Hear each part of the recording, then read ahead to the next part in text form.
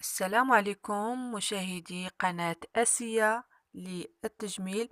أتمنى أن تكونوا بألف خير وأنتم تشاهدون هذا الفيديو. وصفة اليوم هي خاصة بالزكام. فكما نعرف أن في فصل الشتاء تكثر أعراض الزكام والسعال، سواء في فئة الكبار أو الصغار. لذلك سأقترح عليكم وصفة فعالة في القضاء على السعال أو الزكام بصفة عامة من اليوم الأول بإذن الله تعالى. كي لا أطيل عليكم، مكونات الوصفة: 5 حبات من القرنفل، كأس زيت زيتون، وعسل نحل طبيعي. طريقة التحضير سيدتي: نضع 5 حبات من القرنفل في زيت الزيتون، ثم نضعهم في قارورة زجاجية ونتركهم ليلة كاملة.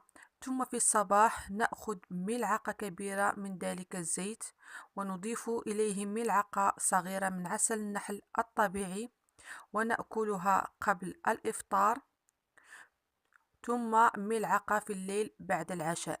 هذه الوصفة جد فعالة، تظهر النتيجة من اليوم الأول. أتمنى أن تجربوا هذه الوصفة، وأتمنى الشفاء لكل مرضانا ومرضى الأمة الإسلامية يا رب. لا تنسوا الاشتراك في قناتنا ليصلكم كل جديد، ودعمنا باللايك لتشجيعنا لإعطاء المزيد. والسلام عليكم ورحمة الله تعالى وبركاته.